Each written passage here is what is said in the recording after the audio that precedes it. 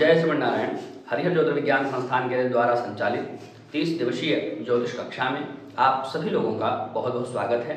आज हम लोग पीछे पंचांगशील पढ़ चुके हैं, राशिशील पढ़ चुके हैं, ग्रहशील पढ़ चुके हैं, भावशील पढ़ रहे हैं और इसके अंतर्गत भी 11वें दिन की कक्षा हो चुकी है। 12वें दिन की कक्षा हम लोग पढ़ने वाले हैं। आज की कक्षा बहुत गंभीर रहने वाली है और यूँ समझिए कि जो द्वादश चक्र है, जिसको हम लोग लग्न कुंडली अथवा जन्म कुंडली कहते हैं, उसको देख करके फलादेश करने का जो सूत्र है, फलादेश करने के जो सिद्धांत हैं, नियम हैं, उनका परीक्षण, उनका प्रयोग और उनका अभ्यास आज से ही प्रारंभ हो जाएगा। तो बहुत महत्वपूर्ण है आज की कक्षाएं और गंभीर भी होती जाएंगी। पिछली कक्षाओं को आप लोग ठीक प्रकार से यदि समझ चुके हैं तो यह कक्षा और आगे की कक्षा भी आपको बहुत अच्छे से समझ में आएगी। और यदि आपने गत कक्षाओं को ही नहीं समझा है तब तो आपको उनका अभ्यास करके इसके बाद इन सब चीज़ों को देखना सीखना चाहिए। जहाँ कहीं भी दिक्कत होगी आप लोग कमेंट बॉक्स में पूछ सकते हैं। हालांकि पहले दिन से ही जब मैं पढ़ाता हूँ तो फलादेश करना तो मैं पहले दिन से ही सिखाना शुरू कर देता हूँ। नक्षत्रों को लेकर के, राशियों को लेकर के, सभी बातों को लेकर के फलादेश करना तो हम सीख ही रहे हैं, क्योंकि फलादेश की ही कक्षा है। लेकिन अभी लग्न कुंडली देखना, लग्न कुंडली को पढ़ना, जन्म कुंडली को पढ़ना हम लोगों ने अभी तक नहीं सीखा था। अभी तक पंचांग देख करके, राशि देख करके, ग्रह देख करके ही फलादेश करते थे। अब इन तीनों के कॉम्बिनेशन को देख करके, लग्न कुंडली को देख करके भी फलादेश करेंगे तो कक्षा अब सूक्ष्मता की ओर जा रही है। इसलिए थोड़ा और गंभीर हो जाइए। और कुछ लोग तो नियमित रूप से नहीं देखते हैं, कुछ वीडियो देखेंगे फिर आगे प्रश्न करेंगे इसमें ऐसा क्या, उसमें वैसा क्या। तो गत कक्षाओं की वीडियो भी देखे रहेंगे, क्रम से देखेंगे, कक्षा सिलसिलेवार तरीके से चल रही है तो ज़्यादा आनंद आएगा, चीज़ों को ज़्यादा समझेंगे। चलिए शुरू करते हैं।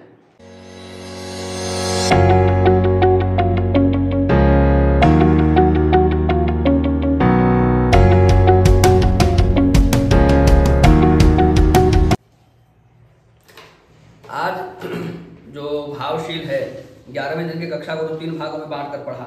वो बहुत कठिन कक्षा थी, उसमें पर्याप्त अभ्यास की ज़रूरत थी। आज की कक्षा में भी कई सारी कठिनाइयाँ हैं। आज की कक्षा में भी कई सारी कठिनाइयाँ हैं। चलिए सबसे पहले हम लोग 12 भावों की संज्ञाओं को पढ़ लेते हैं। जो 12 भाव हैं उन भावों के अलग अलग नाम हैं। आप जब ये जैसे हम बनाते हैं द्वादश चक्र इस प्रकार से, है ना, सबसे पहले चतुर्भुज बनाते हैं, फिर दोनों कोनों को मिलाते हैं इस प्रकार से, विकर्ण कहते हैं इनको गणित में। फिर यहाँ मार्क कर लीजिए चारों रेखाओं के बीच में, फिर इन चारों मार्क को भी मिला दीजिए इस प्रकार से।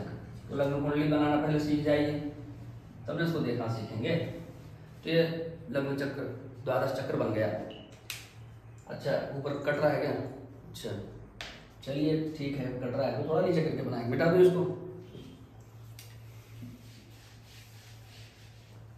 थोड़ा नीचे करके इधर से बनाते हैं। अभी ठीक है? ऊपर की लाइन आ रही है ना? हाँ। बस ये तो अच्छा हो गया। तो इस प्रकार से हमारा द्वादश चक्र, लग्न कुंडली, जन्म कुंडली जो भी कहिए, द्वादश चक्र ही कहना ठीक है, ये बन करके तैयार हो गया है। क्योंकि इस द्वादश चक्र में हम लग्न कुंडली भी बना सकते हैं, नवांश कुंडली भी बना सकते हैं, दृष्टांत कुंडली भी बना सकते हैं, षोडश वर्ग में से कुछ भी बना सकते हैं। इसीलिए इसको लग्न कुंडली कहा दें। तो दृष्टांत कुंडली का कोई अलग स्टाइल तो है नहीं, वरा कुंडली के अलावा बाकी अन्य किसी कुंडली की कोई अलग स्टाइल नहीं है। इसलिए इसको मैं द्वादश चक्र ही प्रयोग करता हूँ। उसमें द्वादश भाव हैं 1 से लेकर के 12 तक। हम लोगों ने यह भी पढ़ा कि सभी कुंडलियों में यह भाव पहला भाव है, ये फिक्स है, ये दूसरा भाव है, ये फिक्स है, ये चौथा है, ये फिक्स है, ये 7वां है, ये फिक्स है। और मैं ये मानकर चल रहा हूँ कि इन सब चीज़ों का आप लोगों ने बढ़िया से अभ्यास कर लिया है। नहीं किया है तो फिर समझ में कुछ भी आएगा नहीं। अब सबसे पहले तो इनका नाम जानना जरूरी है। इन सभी भावों के कई सारे नाम हैं। जैसे हमारे घर में कई सारे नाम होते हैं, कोई छोटू कहता है, कोई भैया कहता है, कोई कुछ कहता है, कोई कुछ कहता है। नाम तो एक है, स्कूल में अलग है, घर में अलग है, मित्र मंडली के बीच अलग है, शत्रु मंडली के बीच अलग है। जो कंपटीटर हैं, जो मित्र शत्रु कुछ नहीं मानते, केवल कंपटीटर मानते हैं, उनके बीच अलग है। होता है ना इस प्रकार। उसी प्रकार से इन भावों के भी कई सारे नाम हैं। उन नामों को जानना जरूरी है। तो जरूरी इसलिए भी है कि आगे जब आप शास्त्रों की पंक्तियों को पढ़ेंगे, श्लोक पढ़ेंगे, तो वहाँ पर वो सारे नाम मिलेंगे, अलग अलग उनका प्रयोग मिलेगा। जहाँ पर जिस प्रकार के छंद पूर्ति की आवश्यकता है अथवा जहाँ पर जिस प्रकार का भाव बताना है, जहाँ पर जिस चीज जैसा महत्व बताना है वैसा नाम का प्रयोग कर लेते हैं। ठीक है, जहाँ पर ऑफिशियली अनाउंसमेंट करना होगा वहाँ तो आपको ऑफिशियल नाम ही लेना पड़ेगा ना, वहाँ पर ऑफिशियल नाम ही लेना पड़ेगा। कोई रिंकू टिंकू छोटू गाएगा बात तो बनेगी नहीं, ऑफिशियल में तो ऑफिशियल ही चलेगा। कहाँ किस प्रकार का नाम प्रयोग किया गया है उससे भी समझ में आता है कि सामने वाला का मिजाज कैसा है, क्या कहना चाहते हैं और कितनी गंभीरता है, किस बात को के महत्व को समझाना चाहते हैं। तो ये जो प्रथम भाव है, प्रथम भाव तो है ही, जो इसकी पहचान है, इसको तनु भी कहते हैं। ये सभी भावों के जो संज्ञाएं हैं वो पेज नंबर 90 में यहाँ पर दर्शाए हुए हैं, हम लोग देख सकते हैं। इसकी पीडीएफ भी गूगल पर डाला हुआ है। तो पहले भाव का नाम है तनु, जो सबसे ज्यादा प्रसिद्ध नाम है वो लिख देता हूँ, बाकी नाम को पढ़ लूंगा। ठीक है, इसका नाम है तनु, इसका नाम है धनु, इसको धन भी कहते हैं, इसको तन भी कहते हैं, तन धन अथवा तनु धन एक ही बात है। इसका नाम है सहज, इसका नाम है सुहृद, इसका नाम है पुत्र, इसका नाम है रिपु, इसका नाम है स्त्री, इसका नाम है मृत्यु, इसका नाम है धर्म, इसका नाम है कर्म, इसका नाम है आय, इसका नाम है व्यय।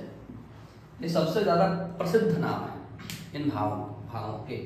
ठीक है, तनु धनु सह सुहृद पुत्र रिपु स्त्री मृत्यु धर्म कर्म आय व्यय। पहले तो सबसे प्रसिद्ध नाम को ऐसे ही एक सांस में याद कर जाइए। ठीक है, जैसे मुझे याद है। उसके बाद इनके पर्यायवाची नामों पर विचार कर लेंगे। प्रथम भाव को लग्न भी कहते हैं, वो तो जान ही रहे हैं। अब तन का अर्थ होता है शरीर, शरीर से संबंधित जितने भी पर्यायवाची शब्द हैं वो सब प्रथम भाव के भी पर्यायवाची शब्द हैं। जैसे वपु, शरीर, ये सब शरीरम भी कहते हैं लग्न को, है ना। तनु मतलब शरीर होता ही है। तनु शब्द के जितने भी पर्यायवाची शब्द हैं, कल्प, कल्प भी शरीर के पर्यायवाची के रूप में प्रयोग होता है, तो वो सब इस प्रथम भाव के पर्यायवाची शब्द हो जाएंगे। इसके बाद धन, धन से संबंधित जितने भी पर्यायवाची शब्द हैं वो सभी धन भाव के भी पर्यायवाची शब्द हो जाते हैं। अर्थ भी द्वितीय भाव का, धन को अर्थ ही कहते हैं ना, अर्थ, अर्थ मतलब धन, अर्थ की चिंता, आर्थिक जगत, आर्थिक दुनिया सब बात करते हैं इस प्रकार से। तो अर्थ जो है द्वितीय भाव का ही नाम है। ठीक है, इसके बाद तृतीय भाव सहज, सहज का अर्थ होता है भाई। सहज जन्म लेने वाला, सह मने साथ में, सहज साथ में जन्म लेने वाला, तो भाई बहन जो है उनको सहज कहा जाता है। तो भाई बहन से संबंधित जितने भी पर्यायवाची शब्द होंगे वो सब तृतीय भाव के भी पर्यायवाची शब्द हो जाएंगे। ठीक है, चौथा सुहृद, सुहृद का अर्थ होता है मित्र, मित्र से संबंधित जितने भी पर्यायवाची शब्द होंगे वो सभी चतुर्थ भाव के भी पर्यायवाची शब्द हो जाएंगे। मित्र हो, बंधु हो, सुहृद हो, सब। पंचम भाव पुत्र, पुत्र से संबंधित जितने पर्यायवाची शब्द हैं वो सभी पंचम भाव के हो जाएंगे। छठा भाव रिपु, रिपु से संबंधित, रिपु मतलब शत्रु, तो छठे भाव को शत्रु भाव भी कहते हैं। सप्तम भाव स्त्री, स्त्री से संबंधित जितने भी पर्यायवाची शब्द हैं वो सभी हो जाएंगे। पुरुषी पुल्य में इसको पति कह सकते हैं, इस भाव को जीवन साथी कह सकते हैं, इस भाव को दारा कह सकते हैं। ठीक है, इसके बाद अष्टम भाव, अष्टम भाव मृत्यु के जितने भी पर्यायवाची शब्द हैं सब इसके हो जाएंगे। धर्म के जितने पर्यायवाची हैं सब नवम भाव के हो जाएंगे। कर्म के पर्यायवाची सब इसके हो जाएंगे। आय के पर्यायवाची भाव सब एकादश भाव के हो जाएंगे। और व्यय से संबंधित जितने पर्यायवाची सब 12वें भाव के हो जाएंगे, सबको समझ लेना है। इसके अलावा तनु हो गया, लग्न हो गया, वपु, शरीर, कल्प, ये सब प्रथम भाव के हैं। द्वितीय भाव धन और कुटुंब ये सब द्वितीय भाव का है। तृतीय भाव का सहज है, सहोदर है, पराक्रम है, विक्रम है और दुश्चिक्य है। कुछ अतिरिक्त नाम भी मिलेंगे, है ना। तो तृतीय भाव से पराक्रम का विचार किया जाता है। जिस भाव से जिन बातों का विचार किया जाता है वो सभी उसके पर्यायवाची के रूप में जाने जाते हैं। चतुर्थ भाव है, चतुर्थ भाव से सुहृद तो बता ही दिया। इसके अलावा बंधु, सुख, गृह, हिबुक, अंबु और वेश्म ये सभी चतुर्थ भाव के पर्यायवाची शब्द हैं। पंचम भाव विद्या भाव भी कहलाता है, इसलिए विद्या और प्रतिभा ये सभी जो है पंचम भाव के ही पर्यायवाची शब्द हो जाते हैं। छठा भाव का रिपु, रोग, क्षत, ऋण भी छठे भाव से देखते हैं। सप्तम भाव से काम, द्युन, जामित्र और अस्त ये सभी सप्तम भाव के नाम हैं। अष्टम भाव में रंध्र, मृत्यु, आयु ये सभी अष्टम भाव के नाम हैं। नवम भाव के भाग्य, तप, शुभ और गुरु ये सभी नवम भाव के नाम हैं। कर्म भाव, आज्ञा, आस्पद, ये सभी दशम भाव के नाम है। आय, लाभ और भव ये 11वें भाव के नाम है। और द्वादश भाव का रिफ और व्यय ये द्वादश भाव के नाम है। भव तो शिव जी को कहा जाता है, शिव जी के 11 रूप हैं, एकादश रुद्र, इसलिए 11वें भाव को भव भी कह देते हैं। ठीक है, तो ये सभी हो गया 12 भावों की संज्ञाएं। ठीक है, संज्ञाओं का जो ट्रिक है वो भी बता दिया। जिन जिन भावों का विचार जिस भाव से किया जाता है वो सभी उसके पर्यायवाची नाम है, और उन पर्यायवाचियों के, उन शब्दों के जो पर्यायवाची हैं वो भी उनके नाम हो जाते हैं। जैसे तनु लग्न भाव का नाम है, तनु मतलब शरीर, तन मतलब शरीर, तो शरीर से संबंधित जितने पर्यायवाची होंगे वो सभी प्रथम भाव के नाम हो जाएंगे। प्रथम भाव से जिन बातों का विचार किया जाता है वो सभी प्रथम भाव के नाम हो जाते हैं, उनकी संज्ञाएं हो जाती हैं। ठीक है, अब भाव समूह संज्ञा। ठीक है, ग्रुप्स, भावों के ग्रुप्स। ये बीच के जो चारों भाव हैं, ये चारों जो बीच में हैं, मान लीजिए ये तो गोल ही है ना, वृत्त ही है, मैंने बताया था कि वृत्तात्मक है। जो एक बार कुछ काम नहीं मिला तो उसको पकड़ के ऊपर से नीचे दबा दिया तो चपटा हो गया, ऐसा चतुर्भुज हो गया है तो वृत्त ही। इसके बीच में केंद्र होगा यहाँ। अब इस केंद्र का स्पर्श इस भाव से है, इस भाव से है, इस भाव से है, इस भाव से है, तो इन चारों को क्या कहते हैं? केंद्र भाव। आई बात समझ में? ये चारों केंद्र भाव है, पहला, चौथा, सातवां, 10वां, 1, 4, 7, 10, ये चारों केंद्र भाव है। ये नंबर दिमाग में याद रखना चाहिए। फिर 3, 6, 10 और 11, ये जो चार भाव हैं, 3, 6, 10, 11, इन चारों को उपचय भाव कहा जाता है। 3, 6, 10, 11 इन चारों को उपचय भाव कहा जाता है। अगर ये चारों भाव एक साथ बिगड़ जाते हैं ना, तो निश्चित ही व्यक्ति को हार्मोनल डिसबैलेंस होता है और कोई विचित्र टाइप की समस्याएं होती हैं। कोई मोटा है तो मोटा ही होता जाता है, फैलता ही फूलता ही जाता है, तो उसके उपचय भाव चारों के चारों बिगड़े होते हैं, थोक के भाव में। हमारे शरीर में जितनी भी रासायनिक क्रियाएं होती हैं उनको हम इन्हीं से देखते हैं, उपचय भावों से। इसके अलावा षड्यंत्रों का पता भी इन्हीं भाव से लगता है। ठीक है, तो भावों का बहुत महत्व है, बहुत सूक्ष्मता से इन सबको याद रखना है। इसलिए मैं बीच बीच में आप लोगों का इंटरेस्ट जगाने के लिए प्रयोग बता देता हूँ, कहाँ वो प्रयोग होगा उसका। इसके बाद चतुरस्र भाव है, 4 और 8 ये 2 भाव चतुरस्र भाव में आते हैं, चौथा भाव और अष्टम भाव। ठीक है, इसके बाद केंद्र भाव तो बता ही दिया, केंद्र भाव को ही कंटक भी कहते हैं, केंद्र भाव को ही चतुष्टय भी कहते हैं। देखिए, चतुरस्र और चतुष्टय अलग अलग है। चतुष्टय मतलब केंद्र भाव, और चतुरस्र मतलब केवल चौथा और 8वां, बस 2 ही भाव आते हैं चतुरस्र में, उसमें भ्रमित नहीं होना है। त्रिक भाव का बहुत नाम चलता है, 6, 8 और 12। कुंडली में सबसे खराब भाव यही है। 6ठा भाव शत्रुओं का, 8वां भाव मृत्यु का, 12वां भाव खर्च का, सबसे खराब भाव माने जाते हैं। और ये 3 ही हैं, इसे लोग त्रिक कहते हैं। ठीक है, 6, 8, 12। 6, 8 तो वैसे 14 होता है, पर हमारे यहाँ 12 से ज़्यादा गिनती ही नहीं है, इसीलिए हम 6, 8, 12 ही करते हैं। फिर पणफर भाव। अब इसमें देखिए 3 चीजें आएंगी, केंद्र, पणफर, आपोक्लिम।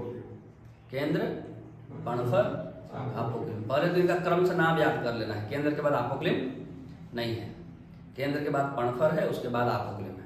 केंद्र, पणफर, आपोक्लिम, केंद्र, पणफर, आपोक्लिम। उसको यहाँ पर बिठा देता हूँ, याद करना आसान हो जाएगा।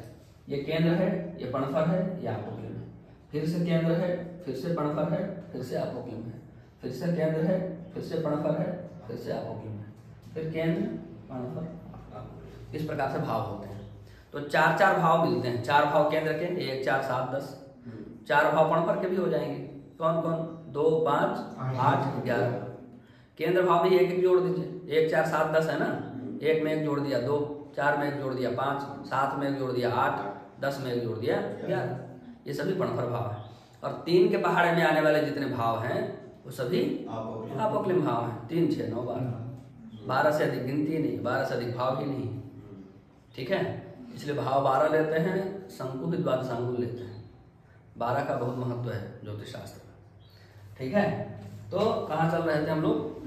केंद्र, पणफर, आपोक्लिम, इनको याद रखना है क्योंकि इनसे बहुत सारे योग बताए जाते हैं। केंद्र, पणफर, आपोक्लिम भावों से बहुत सारे योग बताए जाते हैं, बहुत सारे। तो वहाँ लिखा रहेगा पणफर भाव में ये ग्रह होता है, ऐसा होता है। आप उसी में घूमते रहेंगे पणफर भाव कौन सा है, कैसे उसको समझेंगे? इसलिए इन सबको याद रखना आवश्यक है। इसके बाद मांगलिक भाव। ठीक है, मांगलिक भाव का अर्थ है जिन भाव में ग्रहों के योग से मांगलिक योग बनता है, ग्रहों की स्थिति से मांगलिक योग बनता है, उन भावों को मांगलिक भाव कहा है। मांगलिक भाव मतलब अच्छा वाला भाव से तात्पर्य यहाँ पर नहीं। जिन भावों में ग्रहों की युति से मांगलिक योग बनता है उन भावों को की संज्ञा से यहाँ पर तात्पर्य है। तो यहाँ से यहाँ तक होते हैं, ठीक है। इस प्रकार से एक रेखा इस प्रकार से खींचिए, यहाँ आ जाइए, फिर यहाँ से यहाँ आ जाइए। अब ये कहाँ कहाँ बना है, यहाँ यहाँ यहाँ यहाँ यहाँ, कितने भाव हुए? 12वां भाव, पहला भाव, चौथा भाव, सातवां भाव, आठवां। यहाँ से सीधा रेखा यहाँ लेके आइए, फिर इधर से इधर घुमा दीजिए। 5 भाव, टोटल 5 भाव इसमें होते हैं, ठीक है। इन भावों में मंगल आदि पाप ग्रह हो तो मांगलिक योग बनता है, ठीक है। फिर त्रिकोण भाव, पंचम और नवम, ठीक है। लग्न भी त्रिकोण होता है, इस प्रकार से त्रिभुज बनेगा ना जी। एक कोण यहाँ बन जाएगा, एक कोण यहाँ बन जाएगा, एक कोण यहाँ बन जाएगा। लग्न भी त्रिकोण में होता है, पर लग्न की चूंकि स्वयं में ही लग्न संज्ञा है इसलिए उसको त्रिकोण कोई नहीं बोलता है। जैसे मोदी जी को सब प्रधानमंत्री बोलते हैं, कोई सांसद तो बोलता नहीं। सांसद है ही नहीं, सांसद ही प्रधानमंत्री बनता है, पर प्रधानमंत्री का पद सांसद से बड़ा है, इसलिए लोग उनको प्रधानमंत्री के रूप में ही बुलाते हैं, बोलते हैं। इसी प्रकार लग्न को हम त्रिकोण नहीं बोलते हैं, क्योंकि वो लग्न है, त्रिकोण से बड़ी संख्या हो गई है उसकी, इसलिए पंचम और नवम भाव ये दोनों जो है त्रिकोण में आ जाते हैं। नवम भाव का एक नाम त्रित्रिकोण भी है। नवम भाव का एक नाम है त्रित्रिकोण। इसके बाद ऋफ भाव 12वें भाव का नाम है, सब संज्ञा पदार्थ उसमें बताया ही था। त्रिषडाय, अभी त्रिषडाय तो संधि बंधी जानने वालों को बताने की जरूरत ही नहीं है। त्रि प्लस षड प्लस आय क्या बनेगा? त्रिषडाय, त्रिषट आय मिला देंगे तो त्रिषडाय। कौन कौन सा भाव होगा? तीसरा, छठा, 11वें भाव का आय नाम है, ठीक है। अब इसके बाद कुछ दोबारा बनाना पड़ेगा, नहीं तो ऐसा घर पर हो जाए कुछ दिखेगा ही।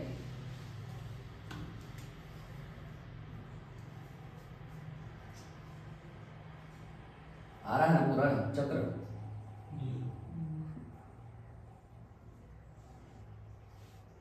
अभी इसमें कुछ रहस्य बता दूं, छोड़ दूं? बता दूं। सूर्य का उदय, इसमें जो चक्र है, जब सूर्योदय के समय जन्म होता है तो सूर्य होता है इधर, यहाँ पर।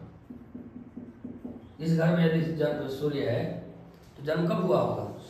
सूर्योदय के आसपास ही जन्म होगा। सूर्योदय के आसपास, सूर्योदय के बाद ही, सूर्योदय के बाद ही, सूर्योदय के पहले नहीं। पहले होगा तो सूर्य इधर हो जाएगा। उसके बाद जैसे जैसे टाइम बढ़ेगा वैसे वैसे सूर्य घसकता जाएगा। सूर्योदय के बाद 1.5-2 घंटे के अंदर जन्म है तो सूर्य यहाँ होगा। उसके 1.5-2 घंटे बाद जन्म है तो सूर्य यहाँ होगा। एकदम ठीक दोपहर को जन्म है तो सूर्य यहाँ होगा। दोपहर के बाद जन्म है तो यहाँ होगा, है ना। दोपहर के 1-1.5 घंटे बाद, उसके और बाद जन्म है तो यहाँ होगा। सूर्यास्त के आसपास जन्म है तो यहाँ पर सूर्य होगा। सूर्यास्त के 1.5-2 घंटे बाद जन्म है तो सूर्य यहाँ होगा। उसके 1.5-2 घंटे बाद है तो यहाँ होगा। उसके 1.5-2 घंटे बाद मध्यरात्रि के आसपास का जन्म है तो सूर्य चतुर्थ भाव में होगा। मध्यरात्रि के बाद जन्म है तो सूर्य यहाँ होगा। एकदम सुबह सुबह सूर्योदय से पहले तक जन्म है तो इधर सूर्य होगा, ठीक है। तो जिन भावों में सूर्य होता है उन भावों को कहते हैं दृश्य। जिन भावों में सूर्य होता है जब तक दिन रहता है उन भावों को कहते हैं दृश्य। और जिन भावों में सूर्य के रहने पर रात्रि होती है उन भावों को कहते हैं अदृश्य। तो सूर्य जब लग्न में रहेगा तो सूर्योदय हो गया, दिन का प्रारंभ। फिर ये भी दिन है, ये भी दिन है, ये भी दिन है, ये भी दिन है, ये भी दिन है, ये भी दिन है, इधर सब रात्रि है। तो ये सब भाव हो जाते हैं अदृश्य। अदृश्य भावों को ही अनुदित भाव भी कहते हैं। अदृश्य भावों को ही अनुदित भाव भी कहते हैं और दृश्य भावों को ही उदित भाव भी कहते हैं, ठीक है। तो इनको भी जानना है। अब इसमें थोड़ा सा पेच है इसमें, पर आप लोग प्रबुद्ध हैं तो बता देता हूँ। इसमें लिखा नहीं है, इसमें केवल बहुत मतलब स्थूलता से बता दिया हूँ कि 1 से 6 तक जो है वो अनुदित है और 7 से 12 तक उदित है। बहुत स्थूलता से बता दिया। सूक्ष्मता से क्या है? सूक्ष्मता से यह है कि जितना लग्न का अंश उदित हो गया है, क्योंकि ये तो सूर्योदय वाला भाव है ना, और ये सूर्यास्त वाला भाव है, तो इसमें इसकी पूरी, इन दोनों की पूरी पूरी उदय अस्त संज्ञा नहीं होती। मतलब इसको न तो हम पूरी तरह उदित बोल सकते हैं और नहीं इसको पूरी तरह अनुदित बोल सकते हैं, अदृश्य बोल सकते हैं। सूर्योदय हो रहा होता है, उसमें भी हमको चीजें दिखने लग जाती हैं, लेकिन प्रॉपर नहीं दिखता है जैसा दिन में दिखता है। ठीक है, तो कोई भी लग्न जितना डिग्री उदित हो गया है उतना डिग्री वो राशि क्या माना जाएगा? जितना डिग्री उदित हो चुका है उतना डिग्री उदित मानेंगे, बाकी अनुदित होगा। ठीक है, अब जैसे मान लीजिए 15 डिग्री में है कोई भी लग्न है, मान लीजिए 15 डिग्री उसका है या 16 डिग्री है, तो 16 के बाद उधर तो सारा क्या हो जाएगा? उदित हो जाएगा, क्योंकि वो तो लग्न आने वाला है ना, फिर 16 डिग्री भी आएगा, 17 डिग्री भी आएगा, 18 डिग्री भी आएगा, और पीछे जो बाकी रह गया वो अनुदित हो गया। ठीक है, इसी प्रकार सूर्यास्त का समय भी देख लेंगे, इसी प्रकार सूर्यास्त के समय भी देख लेंगे।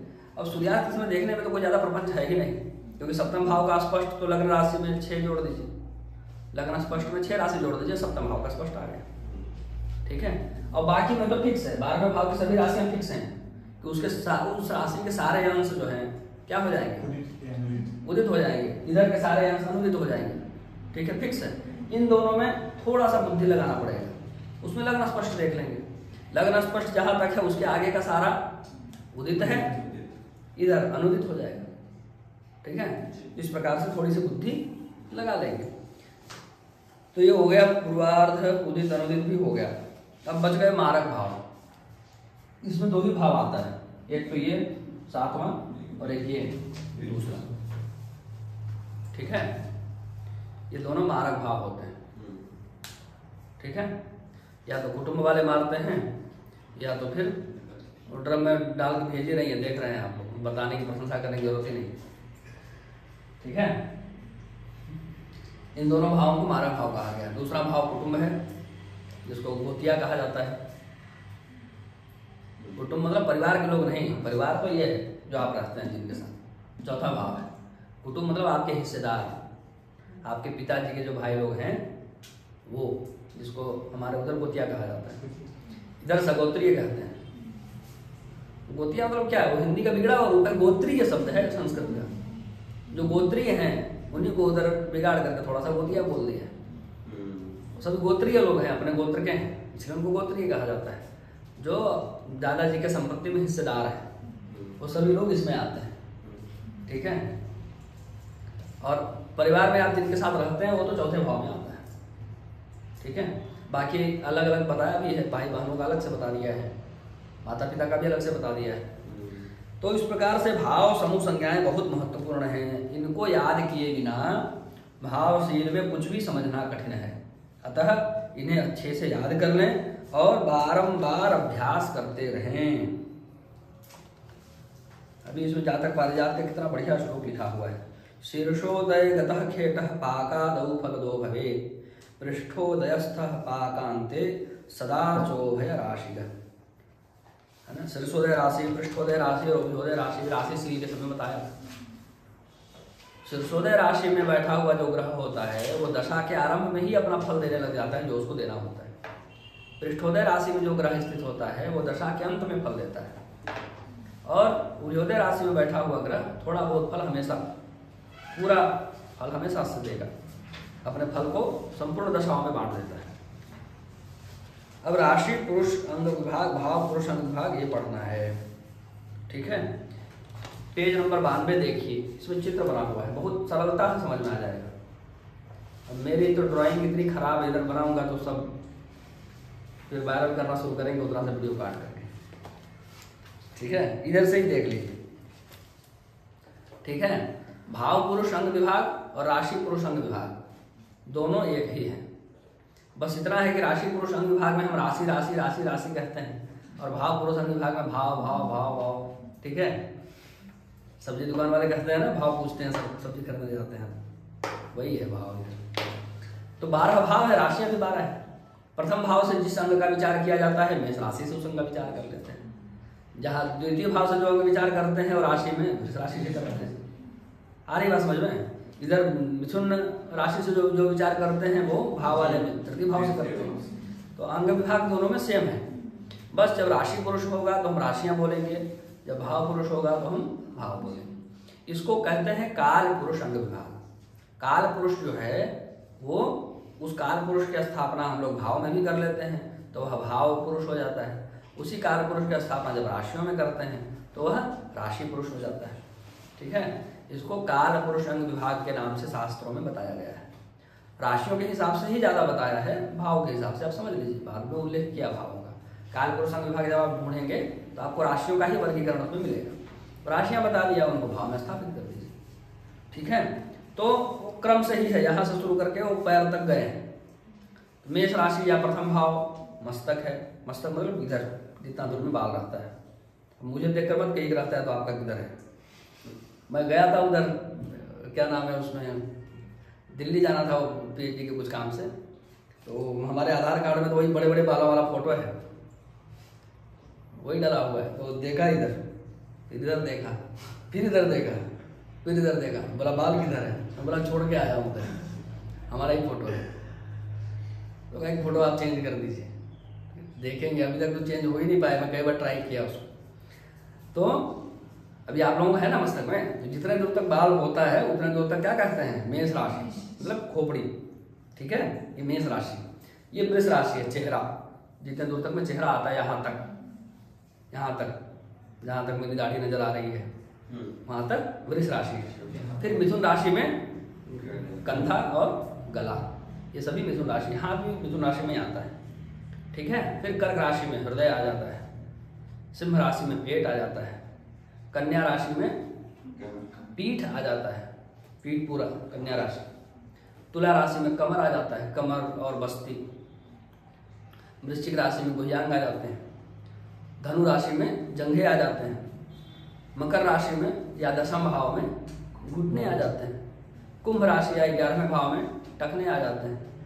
एड़ी और घुटने के बीच का जो भाग है वो, और जो पैर है, चरण, पैर छू के प्रणाम करते हैं, वो पैर जो है वो मीन राशि में आता है।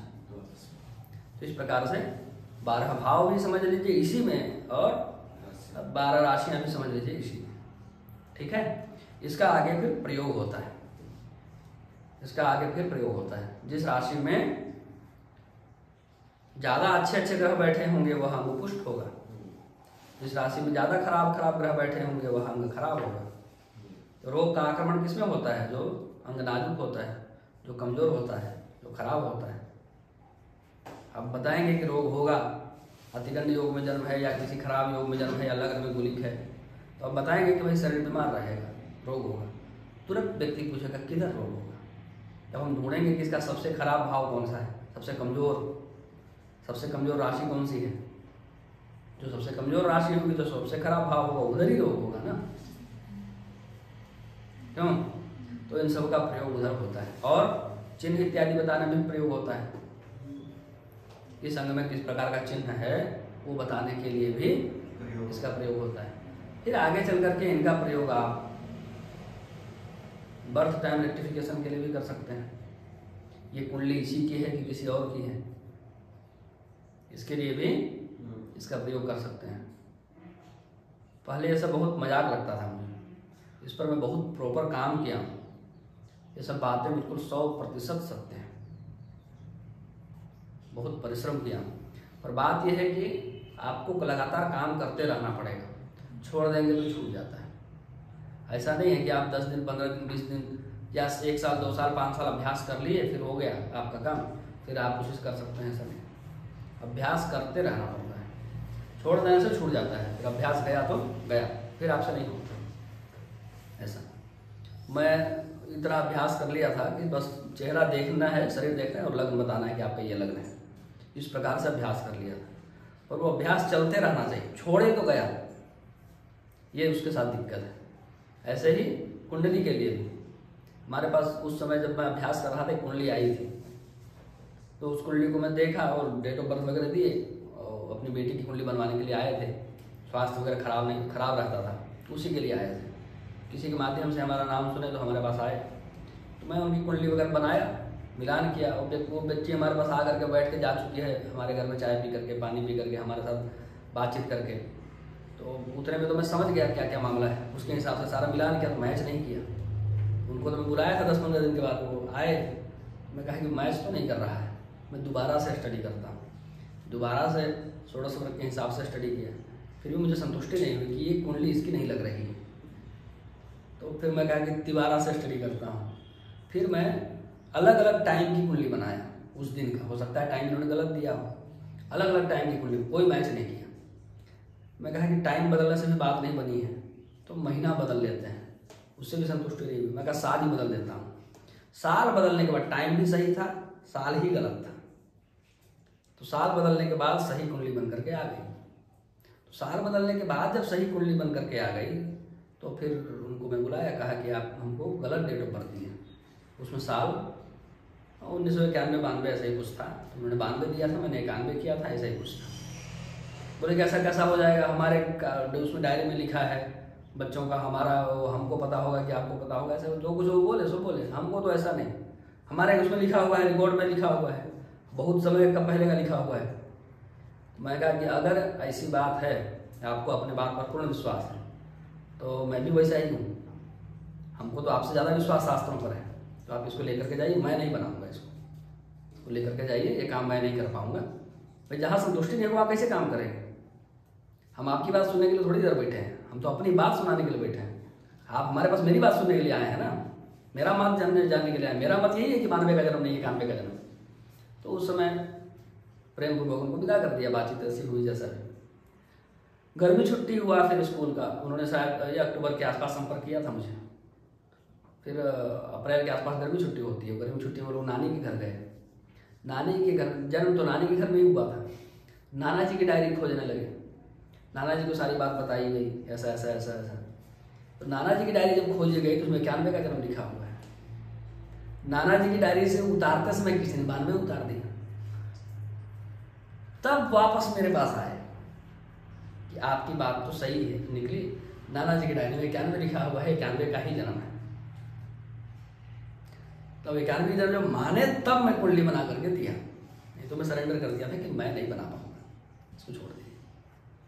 तो इस तरह की घटनाएं मेरे जीवन में कई बार घट चुकी हैं। ये सबसे महत्वपूर्ण घटना है, वो लोग अभी तक जुड़े हुए हैं और मान गए इस प्रकार से कि बस अब मैं जो कह देता हूँ वही ब्रह्म सत्यम जैसा हो गया, इस प्रकार से उनका विश्वास हो गया। तो ऐसी कई बार घटनाएं मेरे जीवन में घट चुकी हैं। कुछ लोग जन्म कुंडली चेक कराने के लिए आते हैं, इनका है किसका है। पहले तो नया नया पढ़ रहा था ना, गांव देहात में क्या होता है, लोग टांग खिंचाई तुरंत करने लगते हैं, बात फैल गई, बस ऐसा पढ़ रहा है अभी बताते हैं, इस प्रकार से लोग करते हैं। तो उस प्रकार से हमारे साथ भी बहुत हुआ है। कहने का तात्पर्य यह है कि इन सब चीज़ों में यदि आपका पकड़ होगा तो आप BTR इन्हीं के माध्यम से न करेंगे, कोई अलग सूत्र तो आएगा नहीं, कोई अलग सूत्र तो आएगा नहीं। अभी भी मैं 1 महीना टाइम लेता हूँ केवल जन्म समय का संशोधन करने के लिए, अगर कोई कराने आता है 1 महीना का टाइम लेता हूँ, ताकि उस व्यक्ति के सब कुछ चित्रों को समझा जाए, चरित्रों को समझा जाए, व्यवहार को समझा जाए। उससे 2-4-10 मिनट बाद 20 मिनट फ़ोन पर बात किए, उनके कुछ चित्र मंगाए, अंगूठे के चित्र मंगाए, उनके सभी चीज़ों को समझा, तब फिक्स करते हैं कि भाई ये टाइम आपका जन्म समय का है, ठीक है। तो उसमें कई सारी चीज़ें हो जाती हैं। इन्हीं सब सूत्रों का प्रयोग वहाँ पर होता है, इन्हीं सब सूत्रों का प्रयोग वहाँ पर होता है। ज्ञानी लोग आकर कहते हैं कि शास्त्र में कहाँ है आप बताइए, यही सब शास्त्रों में, कोई अलग से थोड़ी बताएगा यही सब शास्त्रों में है। इन्हीं चीज़ों पर पकड़ आपकी होनी चाहिए, आपको देखते समझ में आना चाहिए कि इसकी कुंडली है, किसी और की कुंडली है। कहीं यहाँ पर आप बैठे हों तो आपका चिंतन उस प्रकार से होना चाहिए, लक्षण नहीं मिल रहा है तो रोक देना चाहिए। तो ये सब अभ्यास से ही हो सकता है, उसमें इनका बहुत बड़ा रोल है, भाव पुरुष अंग विभाग का, काल पुरुष अंग विभाग का, इन सब का प्रयोग वहाँ पर होता है। अब आते हैं हम लोग दृष्टांत के अनुसार अंग विभाग। ये और सूक्ष्मता से रोगों को बताने में सहयोग करता है। जब भी आप किसी चिन्ह के बारे में बताएंगे कि आपके फलाने अंग में घाव का चिन्ह होगा, चोट का निशान होगा, जन्म से कुछ चिन्ह होगा, तिल होगा, मस्सा होगा, कुछ भी आप बताएंगे उनके लिए, अथवा रोग दुर्घटना में कौन सा अंग ज़्यादा जो है क्षतिग्रस्त हो सकता है, उन सब के बारे में आप बता सकते हैं। ये तो है अंग विभाग, इसका ही प्रयोग करते हैं। एक और है जो इससे भी ज़्यादा सूक्ष्म है, वो दृष्टांत कुंडली के अनुसार देखा जाता है। उसका वर्गीकरण देशकांड कुंडली के अनुसार किया जाता है। ठीक है, तो अब देशकांड कुंडली के बारे में थोड़ा सा बता देता हूँ। क्या बताना है उसमें? एक राशि में कितने अंश होते हैं? 30। एक राशि में 30 अंश होते हैं। और देशकांड जो है एक राशि में होता है 3। एक राशि में कितना देशकांड होता है? 3 देशकांड होता है। तो अब बताइए, यदि एक राशि में 30 अंश है और एक राशि में 3 देशकांड है तो एक देशकांड कितना डिग्री का हो जाएगा? 10 डिग्री। वाह, एक देशकांड 10 डिग्री का हो जाएगा। जैसे ही हम जन्म कुंडली खोलेंगे मोबाइल में, लैपटॉप में, कहीं भी, या हाथ से बना करके, तो वहां पर आपको लग्न स्पष्ट मिलेगा। सबसे पहले लग्न स्पष्ट मिलेगा, लग्न कितना डिग्री, कितना मिनट, कितना सेकंड का है, उसी को देख करके हम समझेंगे। यदि लग्न स्पष्ट 10 डिग्री से कम है या 10 डिग्री तक है तो प्रथम देशकांड में जन्म है। यदि 10 डिग्री से आगे 20 डिग्री तक जन्म है तो द्वितीय देशकांड में जन्म है। यदि 20 डिग्री से आगे 30 डिग्री तक है तो तृतीय देशकांड में जन्म है। इस प्रकार से हम समझते हैं कि पहला देशकांड है अथवा दूसरा देशकांड है अथवा तीसरा देशकांड है। ठीक है, देशकांड के अनुसार जो विभाग किया जाता है उसको समझने के लिए इतनी ही जानकारी पर्याप्त है। देशकांड इतने से ही समझ में आ गया ऐसा नहीं है, इतने से आप देशकांड कुंडली बना नहीं सकते हैं। हमको देशकांड कुंडली की जरूरत नहीं है, हमको बस इतने जानकारी की जरूरत है, इसलिए अभी इतना ही बता रहा हूँ। ठीक है, अब ये सब चीज जो कुंडली बनाने वाला है वो तो उसी समय बताना ठीक रहेगा जब कुंडली बनाना सिखाएंगे। अभी हमारा काम इतने से चल जाएगा। तो अब यहाँ पर देखिए क्या है, एक लग्न में 3 देशकांड होते हैं। यदि जन्म के समय लग्न प्रथम देशकांड में हो, कैसे देखेंगे? लग्न स्पष्ट को देखेंगे।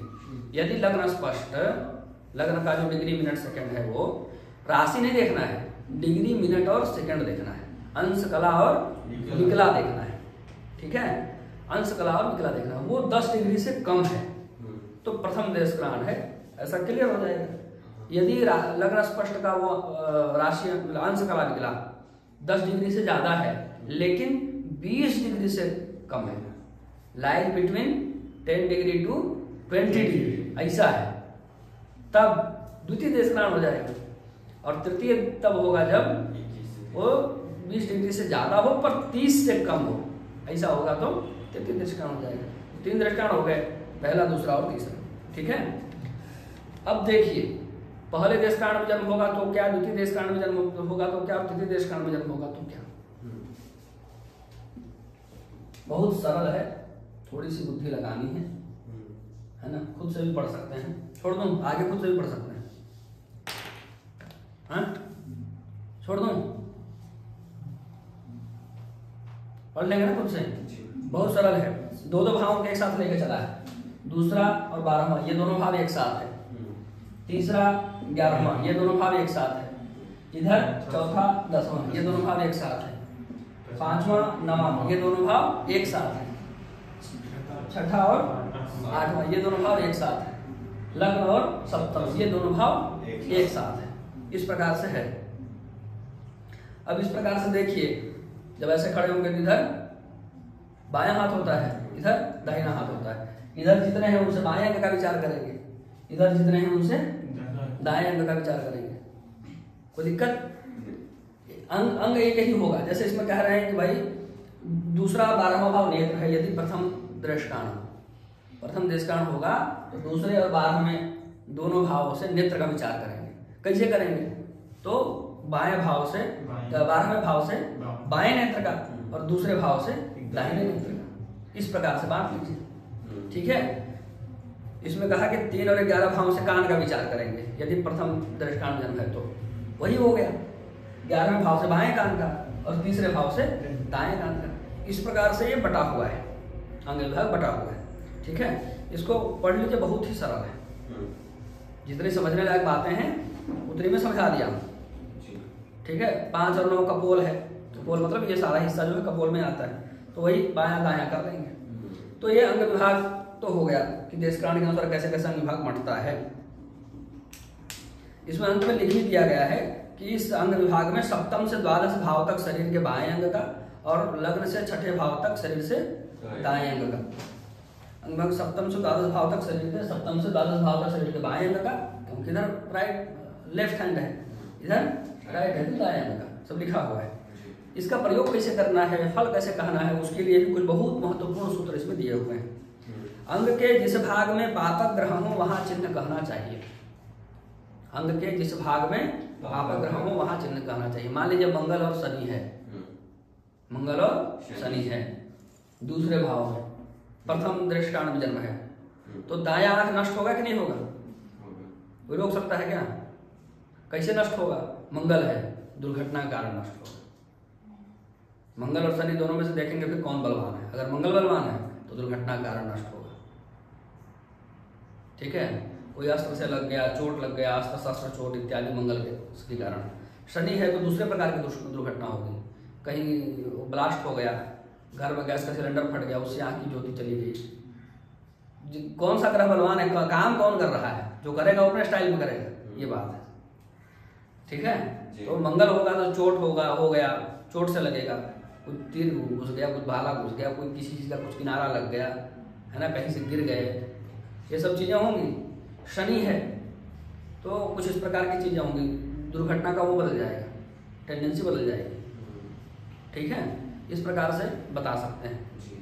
ठीक है, केवल मंगल है तो वहाँ पर घाव होगा, मंगल अकेला है तो वहाँ पर घाव होगा, नेत्र में कुछ रोग होगा। राहु बैठा है, संक्रमण होगा, नेत्र में कुछ संक्रमण होगा, इस प्रकार से बता सकते हैं। ठीक है, वो बार बार ड्रॉप डालते रहेंगे संक्रमण से बचने के लिए, चश्मा पहन कर चलेंगे, इस प्रकार की चीज़ें होती हैं। पैर में होगा तो मैं इस तरीके से खूब प्रयोग करता हूँ, इस तरीके का प्रयोग खूब करता हूँ। बहुत पहले एक बार कहीं पुणे में गया था किसी कार्यक्रम में, तो जजमान कुंडली लेकर के आए, तो मैं देखा कि जूता पहन करके आए हैं, मोजा पहने हुए थे, तो मैं बोला कि आप पाउडर लगाते हैं पैर में, तो ऊपर से देखा, सोचा वो लगा होगा, उसको ये पता नहीं कि मैं ज्योतिषी हूँ, पता तो है पर किस स्तर का हूँ ये नहीं पता ना। तो उसके 12वें भाव में मेषी ही लगना था संयोग से, 12वें भाव राहु था, तो वहाँ पर खुजली की शिकायत होगी, वो उस तरह का पाउडर लगाएंगे जो वो होता है, बार बार उनको दिक्कत होगा, तो मोजा पहनने से पहले वो पाउडर छिड़क देंगे। तो वो मैंने उनको बता दिया कि आपको उसमें पैर में कुछ दिक्कत होगा, उसमें आप छिड़क करके आते हैं, अभी भी आप लगा कर आए हैं। बाकी लोग देखने लगे, निकाल के दिखाइए, वो मोजा खोल कर उसको दिखाना पड़ा, बोला कि तुम सही बोल रहे हैं। कैसे पता? ये ऐसे ही पता है, ऐसा अभ्यास करिए आपको ही पता लग जाएगा, उसमें कौन सी बड़ी बात है। ऐसा अभ्यास करिए, मंगल कुछ देगा तो ऐसा देगा जो याद रहे। मंगल कुछ भी देगा तो ऐसा देगा जो एकदम दूर से ही समझ में आ जाए। उसका चोट मतलब ऐसा नहीं होता है कि बस आया उसके बाद दाग नहीं रहा। मंगल रहेगा तो दागदार चोट देता है, उसका चिन्ह देख के ही समझ में आता है कि ये चोट मंगल दिया है। अन्य लोग देंगे तो आएगा चला भी जाएगा चिकित्सा से, मंगल का दाग जाने वाला नहीं। मंगल का हिसाब ही दूसरा है, जो देता है। केवल नुकसान की बात नहीं बता रहा हूं, लाभ की बात नहीं। जो देता है ऐसा देगा कि आपको जीवन भर याद रहे, ऐसा कि मंगल का नेचर है। ठीक है, इसके बाद दूसरा अगला सबसे महत्वपूर्ण है जो भावों को समझने के लिए। अंग विभाग को आप समझ गए, कुंडली देकर बता दें कि किधर चिन्ह है, किधर क्या दिक्कत है, आप क्या करते हैं। अब ये सब आपको थोड़ी उसमें लिखा हुआ मिलेगा ज्योतिष ग्रंथों में, ये तो आपका जासूसी दिमाग काम करेगा कि भाई क्या मामला है, वो क्या बिहेवियर करते हैं। ये तो आपकी जासूसी बुद्धि काम करेगी। ठीक है, ये सब लिखा हुआ नहीं मिलेगा कि वो पैर में दिक्कत होगा, ऐसा योग होगा तो उसमें व्यक्ति पाउडर लगा के आएगा, कहीं लिखा हुआ मिलेगा क्या? तो आपको देखना पड़ेगा ये मामला है, ये चक्कर है। ठीक है, अब बात करते हैं हम लोग अगले सबसे महत्वपूर्ण चीजों की। इन भावों के स्वामी तो होते हैं, उनको हम भावेश कहते हैं। प्रथम भाव का जो स्वामी होगा वो लग्नेश, द्वितीय भाव का जो स्वामी होगा वो द्वितीयेश। ये सब अभ्यास कर चुके हैं। जिस भाव में जो राशि होगी, जैसे इस भाव में यदि 9 राशि 9 लिखा है तो 9 मतलब धनु राशि, धनु राशि के स्वामी बृहस्पति, यानी दशमेश बृहस्पति, दशमेश गुरु। इस प्रकार से अभ्यास कर चुके हैं ना? नहीं किए हैं तो करिए, नहीं तो कुछ समझ में नहीं आने वाला है। ठीक है, ये तो हो गया चेंज होने वाला। सभी कुंडली में लग्नेश अलग होगा, सभी कुंडली में दशमेश अलग होगा, सभी भावों के स्वामी सभी कुंडलियों में अलग अलग होंगे। लेकिन कुछ ग्रह ऐसे हैं जो उस भाव के निश्चित स्वामी होते हैं, जो किसी कुंडली में नहीं बदलते हैं, उनको हम भाव कारक ग्रह कहते हैं। तो प्रथम भाव का जो भाव कारक ग्रह है वो है सूर्य। प्रथम भाव का जो भाव कारक ग्रह है वो है सूर्य। संसार की सभी कुंडलियों में पहले भाव का जो कारक ग्रह है वो सूर्य ही है। पहले भाव का जो कारक ग्रह है वो सूर्य है। पहला भाव शरीर, सूर्य आरोग्य। शास्त्रों में सूर्य को आरोग्य का ही देवता कहा गया है ना। दूसरा भाव गुरु, दूसरा भाव धन। धन किसके पास है? समृद्धि किसके पास है? गुरु के पास। दूसरा भाव गुरु।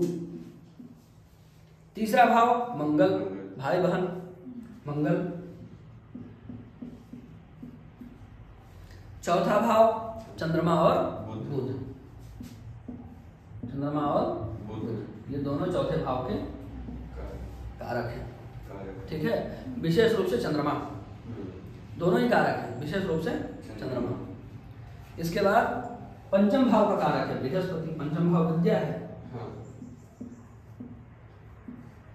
बृहस्पति। छठा भाव का कारक है मंगल और शनि।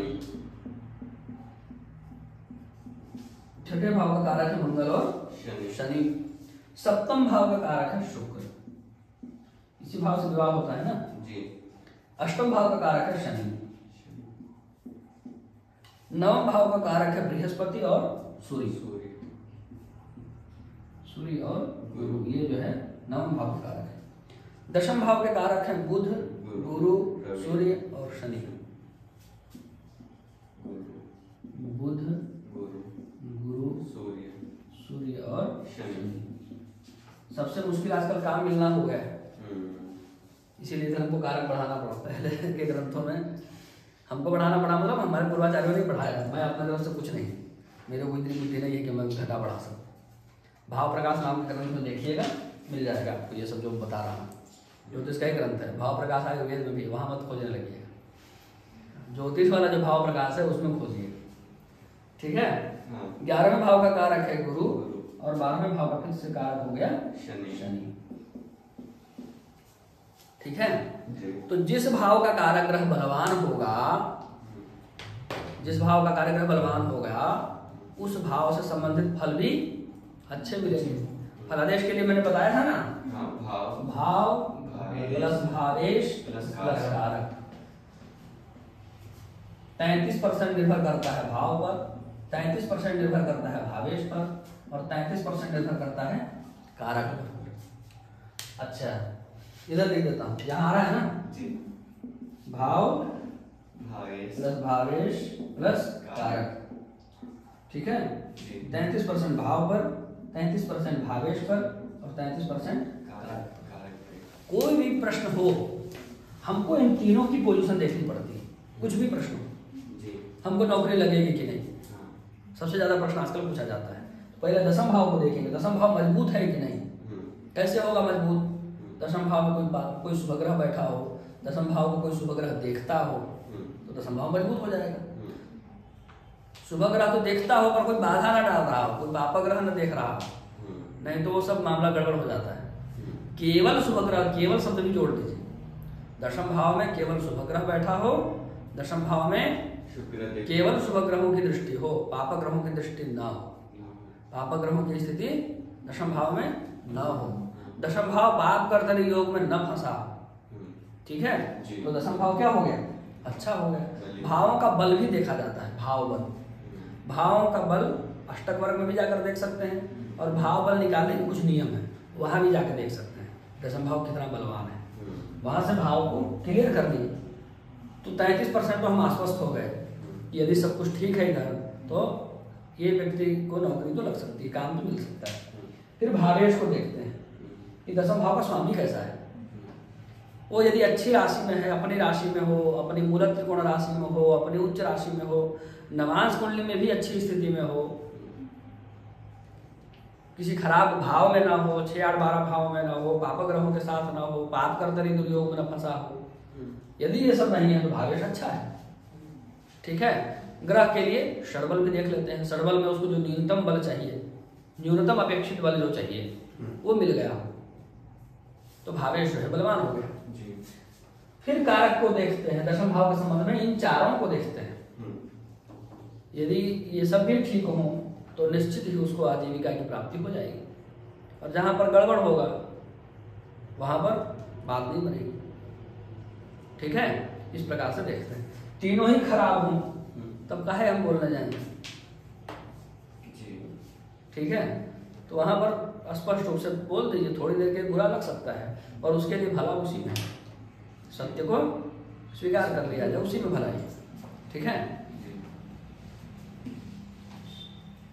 इस प्रकार से अब उपाय कब काम आएगा, जब कम से कम 2 बलवान हो, तीसरे में कुछ गड़बड़ी हो, तब वहां ऊपर उपाय काम आएगा। तीनों ही गड़बड़ है, वहां क्या उपाय करेंगे। शरीर में थोड़ा भी प्राण बचा हो, सांस चल रही हो, तभी तक में डॉक्टर इलाज करता है, तभी तक नहीं इलाज करेगा। तो सांस भी नहीं चल रही, क्या इलाज करेगा। ठीक है, तो अच्छा उपाय भी मैं लोग कहता हूं कि 2 गड़बड़ है तब मत उपाय कीजिए। सांस चल रहा है तो उपाय मत कीजिए। सांस केवल सांस भर चल रहा है तब जितने भी चिकित्साएं की जाती हैं वो सब तो अनावश्यक पैसा लूटने के लिए हो रहा है। वो आपका पैसा पानी की तरह जा रहा है। वो कहते हैं ना, वैद्यराज नमस्तुभ्यम यमराज सहोदर यमस्तु हरदे प्राणान वैद्य प्राण धनानि च। आदमी भी नहीं बचेगा और धन भी नहीं बचेगा। उसके कारण फिर आगे आपका जो संसार में है उनका जीवन नष्ट होगा, बेकार होगा। तो जब ये समझ में आ जाए कि बचने की स्थिति में नहीं है, केवल सांस ही बाकी है, वो भी कब तक बाकी रहेगा तब तक हमको पता नहीं, तो क्यों आईसीयू का चार्ज आप ले रहे हैं। सब गलत बात है, ये सब खूब धांधलियां आजकल होती हैं।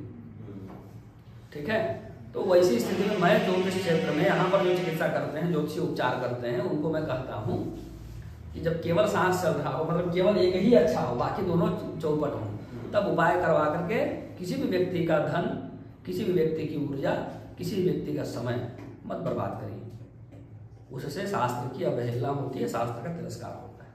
कम से कम 2 बढ़िया हो तब आप उपाय के लिए उनको प्रेरित कर सकते हैं। उससे निश्चित ही काम होगा, उनका विश्वास भी शास्त्र के प्रति बढ़ेगा और आप ईमानदारी पूर्वक काम करेंगे तो आपके ऊपर भी विश्वास बढ़ेगा। इस प्रकार से ज्योतिष शास्त्र में सभी लोगों को करना चाहिए, और सभी लोगों का तो मैंने जिम्मा नहीं लिया है, कम से कम मेरे विद्यार्थियों को तो ऐसा ही करना चाहिए, मेरे दर्शकों को तो ऐसा ही करना चाहिए। ठीक है, तो इस प्रकार से आज 12वें दिन की जो कक्षा है उसका तीसरी स्कंद पुराण रेवाखंडे हो गया है। फिर आगे हम लोग 13वें दिन की कक्षा पढ़ेंगे।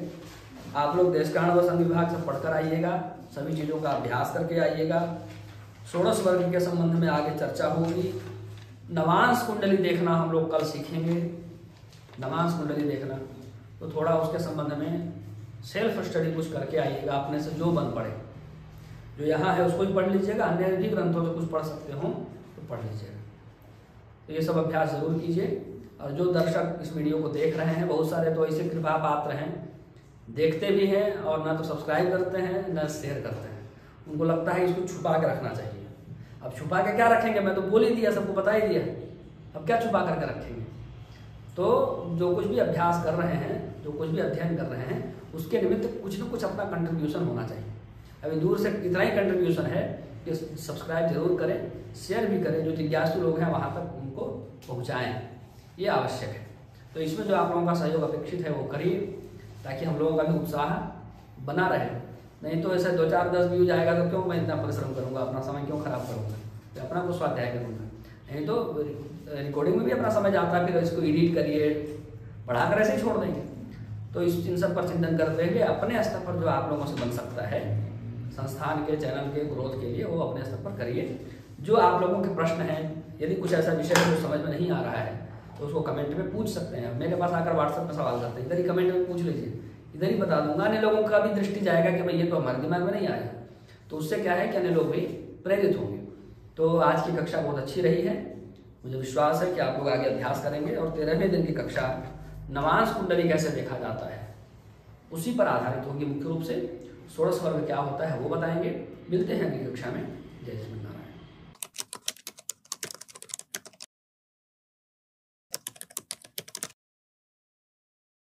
श्रीमते रामचंद्राय नमः।